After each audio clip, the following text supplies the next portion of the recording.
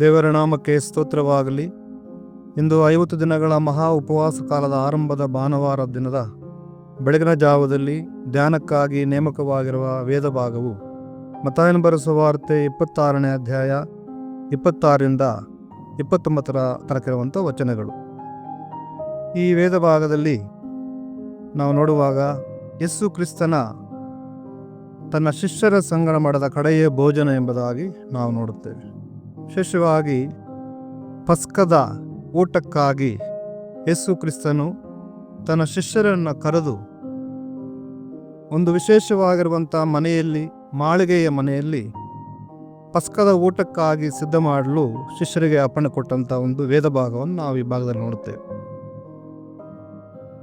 ಪಸ್ಕದ ಊಟಕ್ಕೆ ಯೆಹೂದ್ಯರು cedar mill ಎಂಬುದಾಗಿ ಇಬ್ರಿಯದಲ್ಲಿ ಹೇಳ್ತಾರೆ. ಅಂದರೆ ಯಹೂದಿ ಮನೆಗಳಲ್ಲಿ ಬಿಡುಗಡೆಯ ರಾತ್ರಿಯ ಧಾರ್ಮಿಕ ಭೋಜನವಾಗಿದೆ ಇಸ್ರಾಯೇಲರ ಐಗುಪ್ತದ ಮರುಭೂಮಿಯ ಕಥೆಯನ್ನು ಹೇಳುವಂಥ ಈ ಒಂದು ಪಸ್ಕ ಹಬ್ಬದ ಊಟ. ಯೇಸು ಕ್ರಿಸ್ತನು ಮತ್ತು ತನ್ನ ಶಿಷ್ಯರು ಪಸ್ಕದ ಊಟ ಮಾಡಿದರು. ಯಾಕೆ, ಯಾವ ನೆನಪಿಗಾಗಿ ಈ ಊಟ ಎಂಬುದಾಗಿ ಹೇಳುವಾಗ, ಹಳೆ ಒಡಂಬಡಿಕೆಯಲ್ಲಿ BC 1500ರಲ್ಲಿ ಮೊದಲನೆಯ ಪಸ್ಕ ಹಬ್ಬವು ಇಸ್ರಾಯೇಲರು ಐಗುಪ್ತದ ಗುಲಾಮತನದಿಂದ ಬಿಡುಗಡೆಯಾಗಿ ಬಂದ ನೆನಪಿಗಾಗಿ ಪಸ್ಕ. ಎರಡನೇದು ಸೀನಾಯಿ ಬೆಟ್ಟದಲ್ಲಿ ದೇವರೊಂದಿಗೆ ಮಾಡಿದ ಒಡಂಬಡಿಕೆಯ ನೆನಪಿಗಾಗಿ ಮಾಡುವಂಥ ಪಸ್ಕವಾಗಿದೆ. ಇನ್ನು ಕ್ರಿಸ್ತನು ಶಿಷ್ಯರು ಮಾಡಿದ ಈ ಪಸ್ಕದ ಊಟ AD 29ರಲ್ಲಿ ಮೇಲಂತಸ್ತಿನ ಮನೆಯಲ್ಲಿ ಏರ್ಪಡಿಸಿದರು. ಯಹೂದ್ಯರ ಪಸ್ಕ ಹಬ್ಬದ ಊಟದ ವಿಶೇಷತೆ ಏನೆಂಬುದಾಗಿ ಹೇಳುವಾಗ, ಅವರ ಮೇಜಲ್ಲಿರುವಂಥ ಊಟದ ಪದಾರ್ಥಗಳು ಏನೆಂಬುದಾಗಿ ನಾವು ನೋಡುವಾಗ, ಸುಟ್ಟ ಮಾಂಸ ಅದರ ಸೂಚಿಸುವಂಥದ್ದು ಆ ರಾತ್ರಿಯಲ್ಲಿ ಐಗುಪ್ತದಿಂದ ಸಂಹಾರದೂತನಿಂದ ಮರಣದಿಂದ ಪಾರಾದನ್ನು ನೆನಪಿಸುವುದಕ್ಕಾಗಿ ಈ ಸುಟ್ಟ ಮಾಂಸ. ಎರಡನೇದು ಹುಳಿಯಿಲ್ಲದ ರೊಟ್ಟಿ, ಮರುಭೂಮಿಯ ಪ್ರಯಾಣದ ಮಧ್ಯೆ ಆ ವೇದನೆಗಳನ್ನು ನೆನೆಸುವಂಥ ಒಂದು ನೆನಪು. 3 ಕಹಿಯಾದ ಎಲೆಗಳು, ಐಗುಪ್ತದಲ್ಲಿದ್ದಾಗ ಗುಲಾಮತನದಲ್ಲಿ ಕಷ್ಟತೆಯ ನೆನಪಿಸುವಂಥ ಒಂದು ಕಹಿಯಾದ ಎಲೆಗಳಾಗಿವೆ. 4ನೇದು ದ್ರಾಕ್ಷಾರಸ.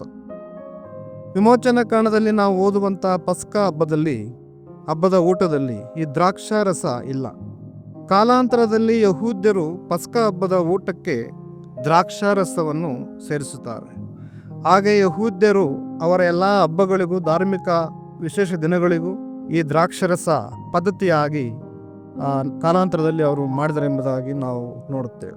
ಅದಕ್ಕೆ ಉತ್ತಮವಾದ ಉದಾಹರಣೆ ಇವತ್ತು ಸುವಾರ್ಥ ಪಾರಾಯಣವಾಗಿ ಓದುವಂಥ ವೇದ ಭಾಗದಲ್ಲಿ ಯೋಹಾನ ಬರೆಸುವ ವಾರ್ತೆ 2ನೇ ಅಧ್ಯಾಯದಲ್ಲಿ ಕಾನಾ ಊರಿನ ಮದುವೆಯ ಮನೆಯಲ್ಲಿ ದ್ರಾಕ್ಷಾರಸವು ಸಾಲದೆ ಹೋದಾಗ ಯೇಸು ಸ್ವಾಮಿಯ ತಾಯಿಯು ಯೇಸು ಸ್ವಾಮಿ ಹತ್ರ ಬಂದು ದ್ರಾಕ್ಷಾರಸವು ಖಾಲಿಯಾಗಿದೆ ಎಂಬುದಾಗಿ ಯೇಸು ಸ್ವಾಮಿ ಹತ್ರ ಹೇಳುವಾಗ, ಕ್ರಿಸ್ತನು ಆ ಮಾತಿಗೆ ಪ್ರತಿಕ್ರಿಯಿಸಿ ನನ್ನ ಸಮಯವು ಇನ್ನೂ ಬಂದಿಲ್ಲ ಎಂಬುದಾಗಿ ಹೇಳುವಂಥ ಮಾತನ್ನು ನಾವು ನೋಡಲಿಕ್ಕೆ ಸಾಧ್ಯವಾಗುತ್ತೆ.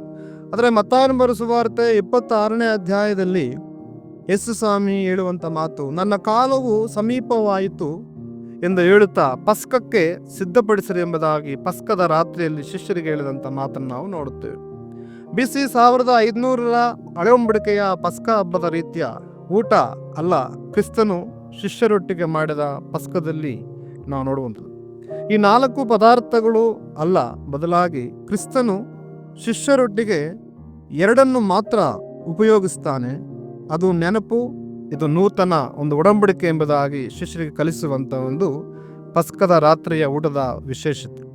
ಮೊದಲನೇದಾಗಿ ಆ ರಾತ್ರಿಯಲ್ಲಿ ಯೇಸು ಸ್ವಾಮಿ ರೊಟ್ಟಿನ ತೆಗೆದುಕೊಂಡು, ನಾಳೆ ಶುಕ್ರವಾರ ಶಿಲುಬೆಯಲ್ಲಿ ನನ್ನ ದೇಹ ಮುರಿಯಲ್ಪಡುವುದು ಎಂಬುದಾಗಿರುವಂಥ ಸೂಚಕವಾಗಿ ತನ್ನ ದೇಹ ಎಂದು ರೊಟ್ಟಿಯನ್ನು ಮುರಿದು ಶಿಷ್ಯರಿಗೆ ಕೊಡುವಂಥದ್ದನ್ನು ನಾವು ನೋಡುತ್ತೇವೆ. ಎರಡನೇದಾಗಿ ದ್ರಾಕ್ಷಾರಸ, ಶಿಲುಬೆಯಲ್ಲಿ ಸುರಿಸಲ್ಪಡುವಂಥ ರಕ್ತ, ಇದು ಹೊಸ ಒಡಂಬಡಿಕೆಯ ರಕ್ತ ಎಂಬುದಾಗಿ ಹೇಳುತ್ತಾ ಆ ಪಾನ ಪಾತ್ರೆಯಲ್ಲಿ ತೆಗೆದುಕೊಂಡು ತನ್ನ ಶಿಷ್ಯರಿಗೆ ಕೊಡುವುದನ್ನು ನಾವು ನೋಡಲಿಕ್ಕೆ ಸಾಧ್ಯವಾಗುತ್ತೆ. ಅಂದರೆ ಹಳೆ ಒಡಂಬಡಿಕೆ ಈ ಪಸ್ಕದ ರೀತಿಯನ್ನು ಸಂಪೂರ್ಣವಾಗಿ ಅಳಿಸಿ ನೂತನವಾಗಿರುವಂಥ ಒಡಂಬಡಿಕೆಯನ್ನು ಕೊಟ್ಟು ತನ್ನ ದೇಹ, ತನ್ನ ರಕ್ತವನ್ನು ತನ್ನ ಎಲ್ಲ ಜನರಿಗೋಸ್ಕರವಾಗಿ ಪಾಪದ ಶಾಪದ ಎಲ್ಲ ಬಿಡುಗಡೆಗಾಗಿ ತನ್ನ ದೇಹವನ್ನು ತನ್ನ ರಕ್ತವನ್ನು ಮುರಿದು ಕೊಟ್ಟಂಥ ಒಂದು ಸಂದರ್ಭ ಎಂಬುದಾಗಿ ನಾವು ಈ ಪಸ್ಕದ ಒಂದು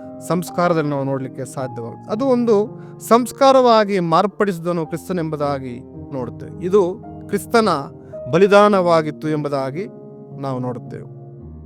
ನಂತರ ನಾವು ನೋಡುವಾಗ ಯೇಸುವಿನಲ್ಲಿ ರೂಪಾಂತರದ ಹೊಸ ಯುಗ ಪ್ರಾರಂಭವಾಗಿದೆ ಎಂಬ ಅಂಶವು ಉಪವಾಸದ ಮುಖ್ಯ ಘೋಷಣೆಯಾಗಿದೆ. ಹಾಗಾಗಿ ಕರ್ತನಲ್ಲಿ ಪ್ರಿಯ ದೇವರ ಮಕ್ಕಳೇ, ಉಪವಾಸವು ನಮ್ಮನ್ನು ರೂಪಾಂತರದ ಕಡೆಗೆ ನಡೆಸುವಂಥದ್ದು. ಉಪವಾಸವು ಸಂಕೇತವಾಗಿರುವಂಥ ಯೇಸುವಿನ ಬಳಿಗೆ ಕರೆದೊಯ್ಯಲು ಆ ಒಂದು ಕರೆಯುವಿಕೆಯಾಗಿದೆ. ಈ ಉಪವಾಸದ ಕಾಲದಲ್ಲಿ ನಮ್ಮ ಸ್ವಾರ್ಥತೆ, ನಮ್ಮ ಲೋಕದ ರೀತಿಯ ಬದುಕು, ಪಾಪದ ಸ್ವಭಾವಗಳು ಎಲ್ಲವನ್ನು ಬಿಟ್ಟು ಕ್ರಿಸ್ತನೊಂದಿಗೆ ಇನ್ನೂ ಹತ್ತಿರವಾಗುತ್ತಾ ನಮಗೆ ಈ ಉಪವಾಸ ಕಾಲವು ಪರಿವರ್ತನೆಗೆ ಅಥವಾ ನಮ್ಮ ಕ್ರೈಸ್ತ ಜೀವನದ ಒಂದು ಆತ್ಮೀಯವಾಗಿರುವಂಥ ಅನುಭವಕ್ಕೆ ಸಾಧ್ಯವಾಗಲೆಂಬುದಾಗಿ ನಾವು ದೇವರ ಸನ್ನಿಧಾನದಲ್ಲಿ ಈ ದಿನಗಳಲ್ಲಿ ಪ್ರಾರ್ಥನೆ ಮಾಡೋಣ. ಯೇಸು ರೂಪಾಂತರದ ಸಂಕೇತದ ಗುರುತಾಗಿದ್ದಾನೆ. ಆ ರೂಪಾಂತರದ ಅನುಭವದಲ್ಲಿ, ಆ ಬದಲಾವಣೆ ಅನುಭವದಲ್ಲಿ ನಾವು ಬದುಕುವುದಕ್ಕೆ ನಮಗೆ ಈ ದೇವರ ವಾಕ್ಯಗಳ ಮುಖಾಂತರವಾಗಿ ಈ ದಿನಮಾನಗಳಲ್ಲಿ ದೇವರು ಸಹಾಯ ನೀಡಲೆಂಬುದಾಗಿ ಹಾರೈಸ್ತಾ ನನ್ನ ಮಾತುಗಳನ್ನು ಮುಗಿಸ್ತೇನೆ. ದೇವರು ಈ ವಾಕ್ಯಗಳ ಮುಖಾಂತರವಾಗಿ ನಮ್ಮನ್ನು ಆಶೀರ್ವಾದ ಮಾಡಲಿ.